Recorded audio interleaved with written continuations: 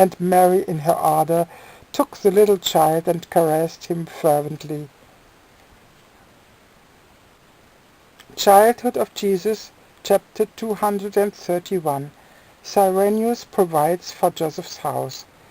Following this childly interlude, the morning meal was completed, and when Joseph finished with the prayer of thanksgiving, Cyrenius went over to him and said, "My dearest friend, your services to me as well as to my brother Julius Augustus Quirinius Caesar in Rome are of such an outstanding nature that I shall never be able to recompense you therefor. But to leave you altogether unrewarded, that is utterly impossible to me. Now I know that you will not accept a kingly reward from me, so I have decided on the following.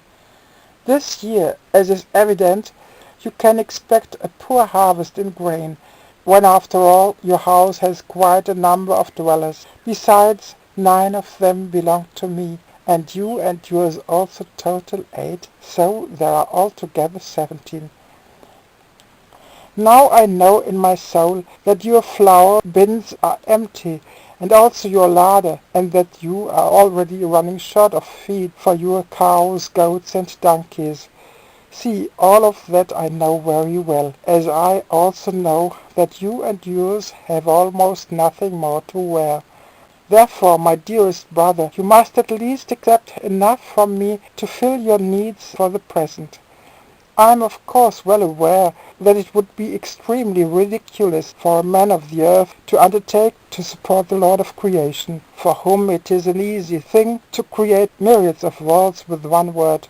But I also know that this self-same holy Lord of creation does not wish to constantly effect wonders contrary to his eternal wondrous order, because the judgment is always connected with that for us his creatures. For that reason you must accept what you need this time at least, and not refuse me as you usually do." And Joseph replied, "Yes, brother, this time you are probably right. But before I accept anything from you, I still must ask the Lord." Here the little child, who was now with James, came over quickly and said to Joseph, "Joseph, go ahead and accept what Cyrenius wants to give you, so you may supply the house with foodstuff." At this Joseph accepted the offer of Cyrenius, whereupon the latter promptly gave Joseph a sum of 1,000 pounds of silver and 70 pounds of gold, for which Joseph tendered Cyrenius his thanks and took the heavy sum.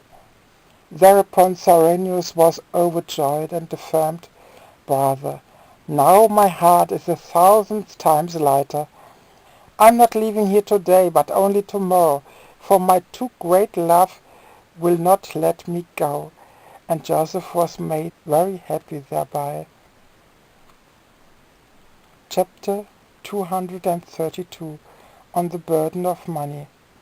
Now Joseph has no trunk wherein he might put the money. At this Cyrenius at once ordered his servants to go into the city and buy a chest there at whatever cost necessary. And the servants went at once, and in a short space of 2 hours brought an elegant cedar chest which had cost 10 pounds of silver. This chest was then placed in Joseph's bedchamber, and Joseph's sons laid the large and heavy amount of money into the ornate and heavy chest. When the money was thus put away, Joseph said, "Now I am, from a worldly standpoint, rich for the first time in my whole life, for I have never seen and all the less owned so much money.